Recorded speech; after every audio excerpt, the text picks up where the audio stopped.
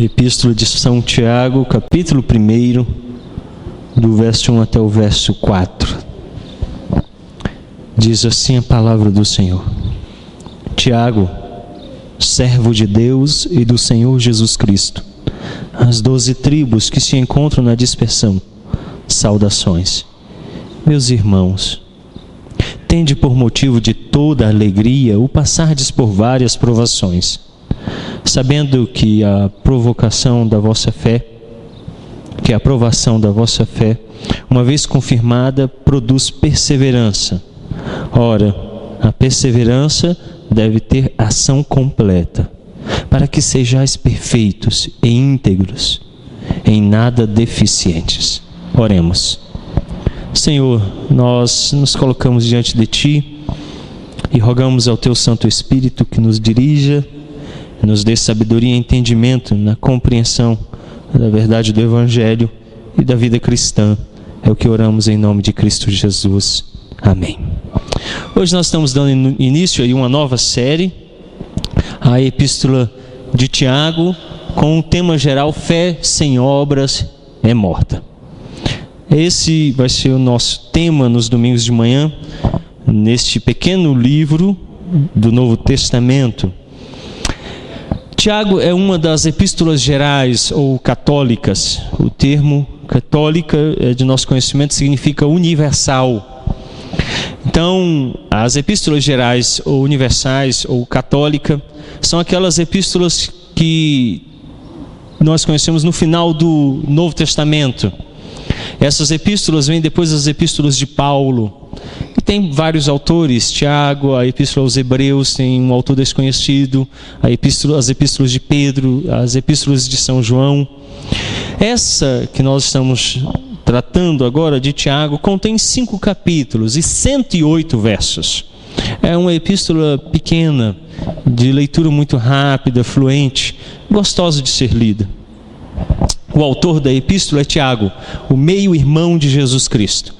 Aqueles que participaram às terças-feiras no estudo do Evangelho de São Mateus compreendem bem isso aqui. José casou-se com Maria e ele, ao casar-se com Maria, era viúvo e já tinha filhos. Dentre esses filhos, que são meio-irmãos de Jesus, está Tiago, que aqui não é o apóstolo, é o irmão de Jesus Cristo.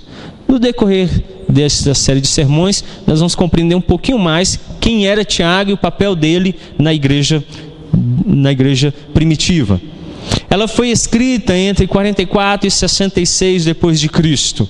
Há dúvida entre os estudiosos do período exato da sua escrita. Então nós pegamos esse período que vai do ano 44 até o ano 66. É nesse período aí que se situa a escrita desta epístola. Tiago escreve para os cristãos perseguidos.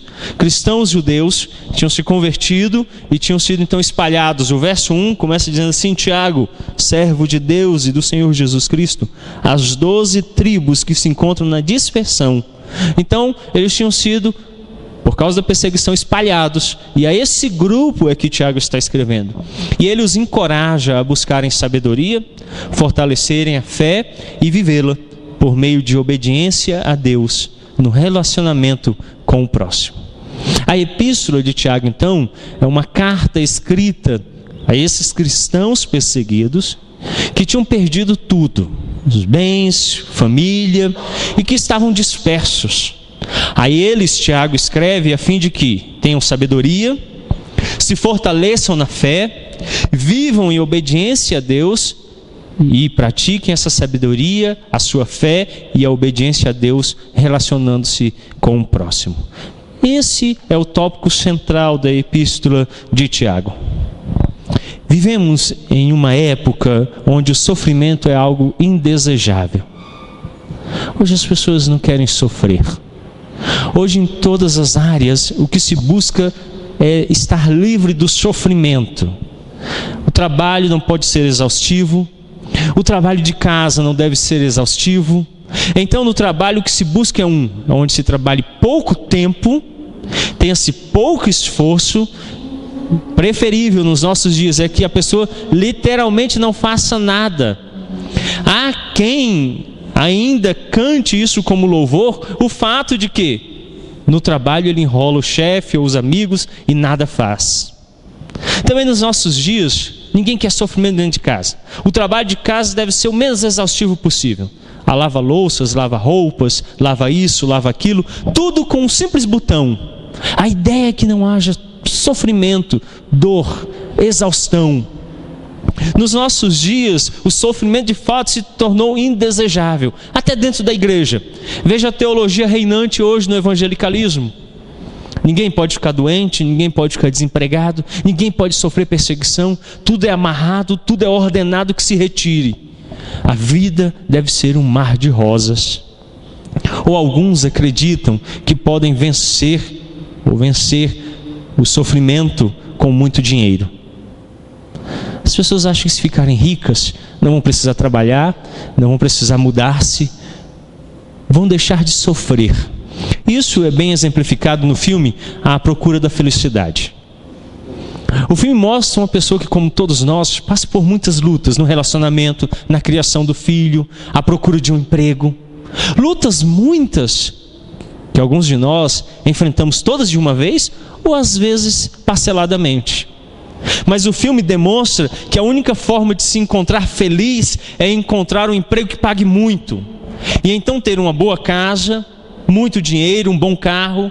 Isso tudo vai livrar você do sofrimento. Nos nossos dias, a mega cena da virada talvez seja a esperança de muitos, de uma nova vida, de um novo caminhar, livre de todas as agulhas da vida. Mas Tiago nos fala que é diferente. Então a pergunta é: quando passarmos por aflições? Quando passarmos por aflições, como é que eu devo me portar, pastor? Eu devo procurar as benesses deste tempo tecnológico e moderno para me livrar de todo sofrimento? Ou será que nesses dias eu devo buscar o dinheiro para conseguir poder e então me livrar de todas as aflições? Como eu devo passar por aflições? E a pergunta então é: quando passarmos por aflições? E a resposta então, em primeiro lugar, devemos ser alegres. Olha o verso 2: meus irmãos, tende por motivo de toda alegria o passardes por várias provações. Tiago começa se identificando. Tiago não é alguém que está isolado da igreja. Tiago não é pelo fato de ser irmão de Jesus Cristo que está além dos sofrimentos e perseguições. Mas ele diz assim: meus irmãos. Tiago diz que tem um relacionamento muito pessoal com todos, próprio para com aqueles que estão em perseguição. Ele se identifica fraternalmente com eles. E em toda a epístola, várias vezes Tiago usa essa designação: meus irmãos, amados irmãos. Tiago está fraternalmente se associando a eles. Veja que na epístola ele não começa dizendo que é o irmão de Jesus Cristo, mas ele começa dizendo que é servo de Deus e de Jesus Cristo. Ele não usurpa o fato de ser irmão de Cristo. Quantos de nós aqui não utilizamos muitas vezes o artifício de pertencermos à família de Deus? Isso é comum, por exemplo, no evangelicalismo. Eu já vi um adesivo que diz assim: eu não sou dono do mundo, mas sou filho do dono. A expressão que se busca ali é utilizar um título que não nos pertence. Nós não somos filhos de Deus, nós somos adotados em Cristo como filhos de Deus. O único que é filho é o próprio Senhor Jesus Cristo. Então Tiago começa a sua epístola dizendo: eu sou servo. Nós sabemos que ele é o irmão, mas ele não utiliza esse fato para se sobressair. Tiago então diz: eu sou servo, eu estou aqui para servir a um Deus e um Senhor, Jesus Cristo. E então agora no verso 2 diz assim: meus irmãos, eu sou irmão de vocês no sofrimento, nas perseguições, nas lutas. Aproximadamente entre o ano 62 e 66, Tiago foi martirizado. Mas à frente nós vamos ver um pouquinho sobre isso. Morreu por causa do Evangelho. Então Tiago se faz fraternalmente próximo deles, e ele agora começa a dizer que eles devem ser alegres. Quando vem as provações, quando vem as lutas, seja alegre. Espera aí, pastor, você não passou pelo que eu estou passando? Não, eu sei que eu não passei pelo que você está passando, mas eu também passei por lutas, e eu ainda passo. E então eu devo entender por que Tiago está ordenando: devemos ser alegres. Cerca de 108 vezes nesse pequeno livro, Tiago usa imperativos. Isso quer dizer duas coisas. Primeiro, que ele é um líder, ele tem autoridade. Segundo, que ele está dando a direção, por isso ele está ordenando qual deve ser o proceder da igreja. Então ele diz assim: tende por motivo de toda alegria o passardes por várias provações. Tiago exorta não somente a estar alegre, mas toda a alegria. O versículo diz toda a alegria. Não é só uma alegria simples. Não é uma alegria produzida por beber vinho. Não é uma alegria produzida por comer muito. Não é uma alegria produzida porque eu dormi o sono que me descansou o corpo. Não é uma alegria produzida momentaneamente. Tiago diz toda a alegria. O termo só ocorre aqui no Novo Testamento. Na exegese, o termo técnico é um rapax legomena. Só ocorre uma única vez. Só aparece uma única vez em todo o Novo Testamento essa palavra. E essa palavra significa alegria completa, sem queixa, sem rancor, sem mágoa. É uma alegria que foge àquela nossa concepção comum de estar feliz, de estar alegre. A nossa procura da felicidade não termina no dinheiro. A nossa procura da felicidade não ocorre quando nós estamos livres de perseguição. A nossa felicidade, diz Tiago, é a alegria completa. Não existe nela queixa, não há nela rancor nem mágoa. Que alegria é essa então? O que Tiago está querendo nos dizer quando ele diz que nós temos que ter motivo de toda alegria? Abra comigo a sua Bíblia em 1 Pedro, capítulo 1, verso 6. Já foi objeto de nosso estudo aqui nos domingos à noite. A primeira epístola de São Pedro, capítulo 1, verso 6.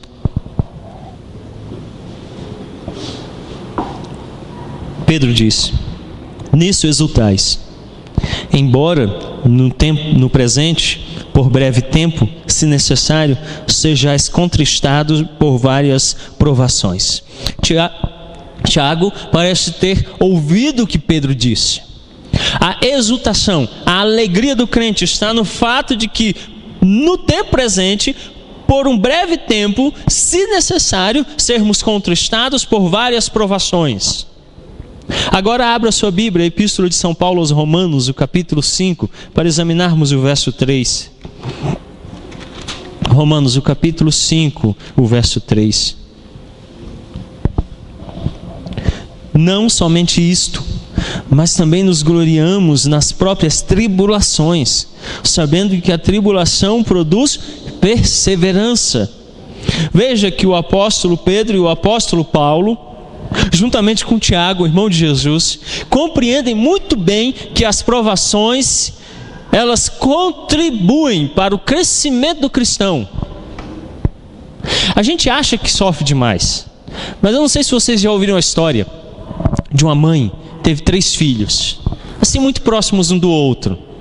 Tinha um recém-nascido de poucos dias, um de 1 ano de idade e um de 2 anos de idade. Então, numa manhã bem atribulada, como é comum das mães que cuidam das casas e têm muitos filhos, ela tomou o pequeno para dar banho, recém-nascido. E enquanto estava na banheira cuidando, ouviu do quintal os gritos do mais novo. Quando correu para lá, chegou, o mais velho estava com a tesoura de cortar grama na mão, tinha cortado os dedos do irmão fora. Ela se lembrou da criança que estava na banheira, saiu correndo, quando voltou tinha se afogado, pegou no colo, saiu correndo, entrou no carro. Quando deu ré, o mais velho estava embaixo do carro, morreu atropelado. Isso é brincadeira, não aconteceu de verdade. Essa história correu muito tempo na igreja e tinha gente até que orava por essa mãe. Que tragédia, 3 filhos numa manhã só. Isso pode nos ocorrer, isso pode acontecer com qualquer um de nós. Tragédias do dia a dia, acidentes ou provações outras podem vir sobre a nossa vida. E quando isso acontecer, quando passarmos por provações, Tiago então diz assim: sejam alegres. Mas a alegria de vocês não é aparente, ela não é emocional, a alegria de vocês é espiritual. E por que essa alegria é espiritual? Por que ela é tão completa? Por que ela é tão perfeita?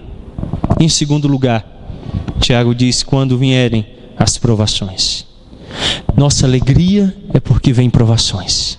Parece soar estranho que alguém se alegre com provações. Por que que alguém, pastor, vai se alegrar com lutas? Por que que alguém vai ficar contente em uma alegria plena quando vem provações? Tiago então nos explica. Leia comigo agora o verso 2 até o verso 3. Meus irmãos, tende por motivo de toda alegria o passardes por várias provações, sabendo que a provação da vossa fé, uma vez confirmada, produz perseverança. Veja que Tiago no final do verso 2 diz assim, várias provações. Não é uma provação, não é a minha provação, não é a sua provação, são as nossas, são várias. Elas serão constantes, serão muitas, às vezes reunidas, às vezes parceladas, mas virão sobre nós. Isso ele diz, vocês vão passar. E quando isso acontecer, sejam alegres. Por quê? A palavra usada por Tiago no grego denota tanto tentação como prova. Agora tem uma diferença clara aqui. Deus não tenta, Deus coloca a prova. O diabo tenta. Por isso o Tiago mesmo vai dizer assim, Deus não tenta ninguém. Mas nós sabemos que o diabo nos tenta. Mas a mesma palavra é a mesma coisa no grego. Tanto tentação quanto prova. Mas é uma distinção muito clara. E eu quero que vocês entendam isso. Em cada prova há uma tentação a caminho. Em cada tentação estamos em prova. Você quer compreender isso? Volta comigo lá no começo, em Gênesis. Deus prova Adão e Eva. Criou Deus todas as coisas e colocou o homem e a mulher no jardim do Éden. E no meio do jardim a árvore do conhecimento do bem e do mal. E lá também estava a árvore da vida. O que Deus disse? Não comereis da árvore do conhecimento do bem e do mal. Por que Deus colocou a árvore lá? Para provar o homem. É uma prova. Ele está provando a fé do homem. Se o homem fosse obediente a Deus, receberia o galardão da vida. Mas o que o homem fez com a sua mulher? Foram tentados por quem? Pela serpente, o diabo. Uma prova dada por Deus se transformou em uma tentação nas mãos do diabo. Então Eva deu ouvidos, comeu, o esposo deu ouvidos a Eva e comeu. Em sendo tentados, pecaram, falharam na prova e caíram na tentação. Veja o caso de Jó. Vem o diabo e se apresenta à presença de Deus e diz, ele só é crente porque está cercado pelo Senhor. Mas tira tudo o que ele tem e veja se ele não blasfema na tua face. Então Deus dá uma prova para Jó. Qual é a prova? Tira tudo. Permite que Satanás o ataque. E Satanás usa aquilo como uma forma de tentar Jó. Qual era o objetivo de Deus? Provar a fé de Jó. Qual era o objetivo de Satanás? Fazer com que Jó pecasse contra Deus. Então Deus está provando e Satanás está tentando. Vejamos Jesus Cristo. Abra sua Bíblia, o capítulo 4 de Mateus. Depois você pode ler Gênesis, o capítulo 3, e Jó, o capítulo 1. Nós não lemos os textos porque o nosso tempo é muito curto. Mas vamos ler este texto de Mateus, o Evangelho, o capítulo 4.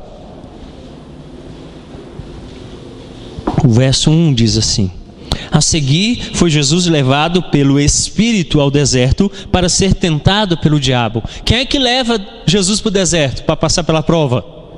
O Espírito. Mas quem é que tenta ele? O diabo. Deus o prova e o diabo o tenta. Então entenda, cada prova traz uma tentação a caminho. Quando Deus coloca você à prova, o diabo aproveita para tentar você. E entenda que cada tentação estamos em prova. Cada vez que o diabo nos tenta, nós estamos sendo provados. Deus está esperando que a nossa fé esteja fortalecida, que a nossa fé resista ao diabo e ele fugirá de nós. Em uma mesma situação, tanto Deus como Satanás podem ocupar-se conosco. Em uma mesma situação, tanto Deus quanto o diabo podem se ocupar conosco. Perceba que Tiago está falando não das nossas expressões exteriores, mas da nossa expressão espiritual. Como é que você se porta quando vem provas?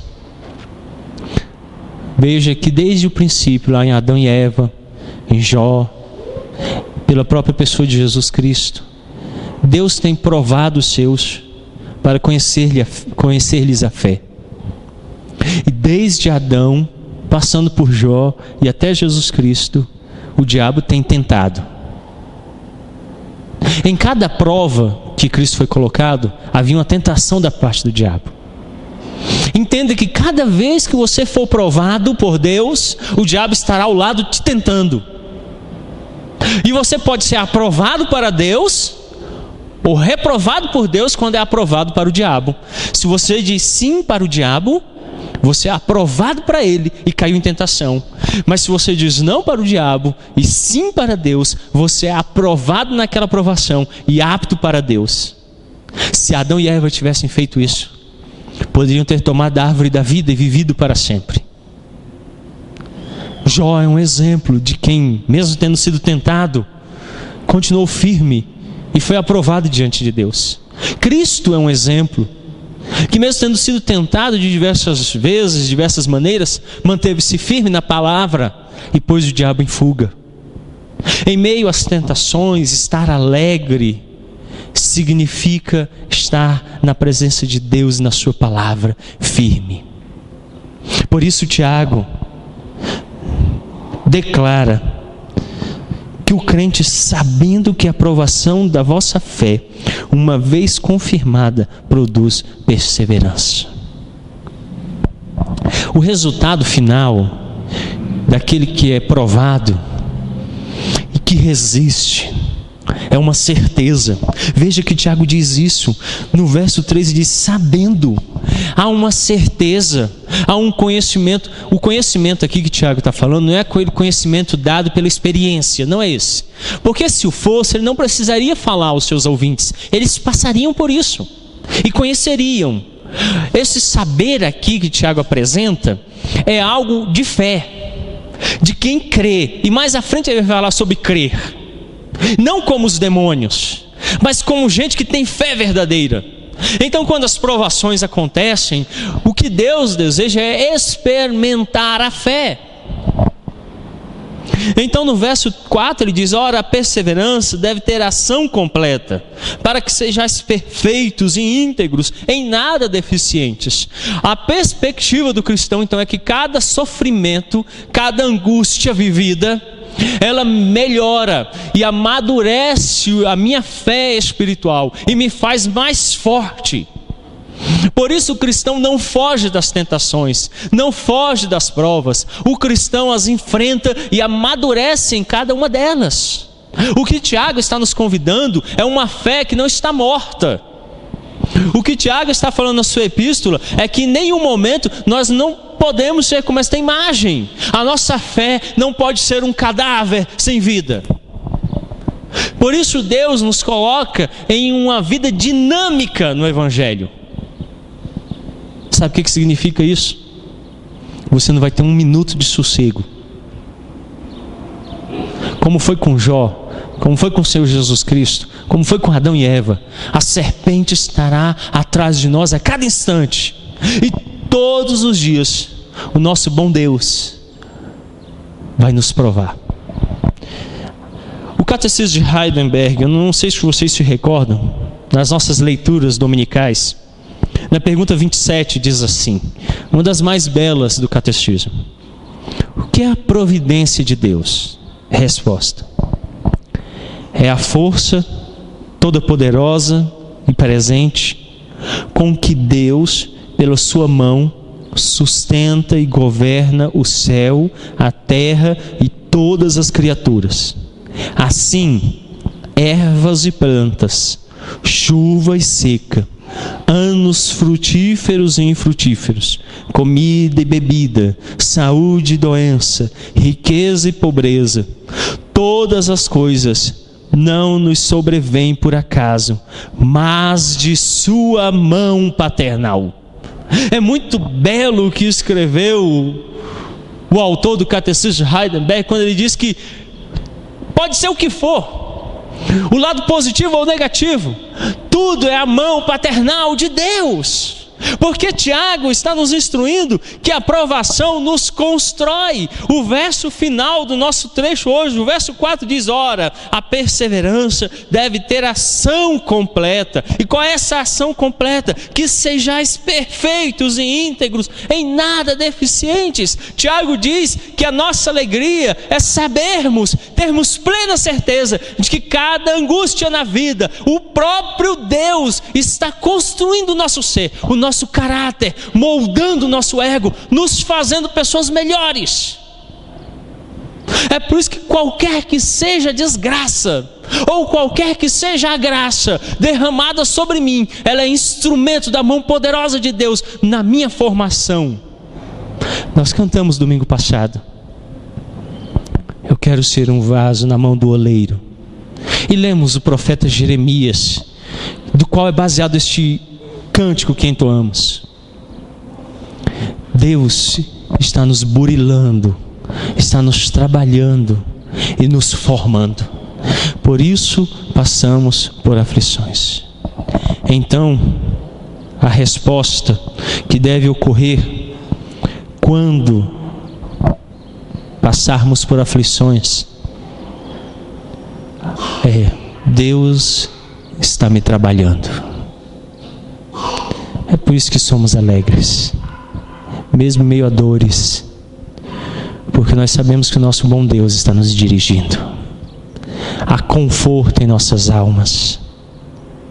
Então, quando Tiago diz assim, sabendo, é tão belo ouvir a certeza deste servo de Deus, sabendo que a provação da vossa fé, uma vez confirmada, produz perseverança.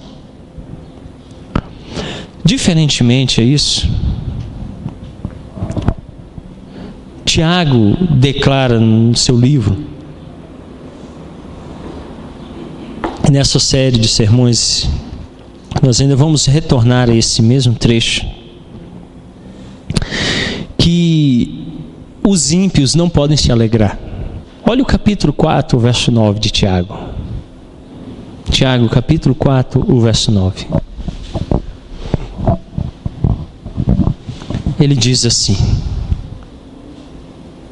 vamos ler o verso 8 também: chegai-vos a Deus, e Ele se chegará a vós outros.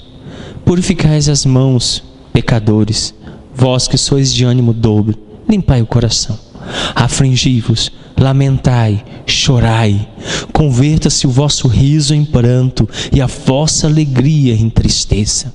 Veja que Tiago está dizendo que o ímpio não pode ter alegria, antes a alegria dele é ser transformada em tristeza, porque ele não consegue ter essa concepção da mão poderosa de Deus cuidando, guiando e dirigindo. Só nós, os crentes, é que a possuímos.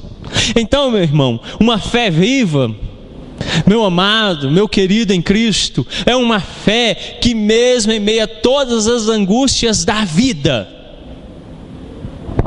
é alegre interiormente, por causa dessa certeza de que Cristo Jesus nos dirige e é conosco, é por nós. A morte não tem vitória final sobre nós. O inferno não tem vitória final sobre nós. O diabo não tem vitória final sobre nós. E mesmo que este corpo terrestre se desfaça, a esperança que temos é que Ele há de nos ressuscitar no último dia e reinaremos com Ele. Feche os seus olhos, curva a sua fronte, vamos orar. Ó Senhor Deus, somos gratos pela vida do Teu servo Tiago, irmão de Jesus Cristo, nosso Senhor, que nos convida a uma fé viva, com ações, com obras, porque uma fé viva se apresenta com um testemunho vivo. Então, ó Deus, compreendemos o que Tiago está dizendo àqueles nossos irmãos perseguidos lá do início da igreja, que mesmo em meio a tantas angústias e lutas, por tantas aflições por causa do Evangelho, eles e também nós devemos ter, por motivo de grande alegria, passarmos por aflições. Quando as provações vierem, nos dá a graça e promessas, a fim, ó Deus, de nos mantermos firmes. E quando essas provas se transformarem em tentações, livra-nos, ó Deus, do maligno, guarda-nos de cairmos e nos sustenta no dia mau. E transforma, ó Deus, cada tentação em prova, a fim de sermos aprovados diante do Senhor, assim como nosso Senhor Jesus Cristo foi aprovado. E encontrarmos então a maturidade da fé. Ó Deus, sê conosco em dias tão maus e nos guarda. É o que rogamos, Pai, em nome santo de Cristo Jesus. Amém.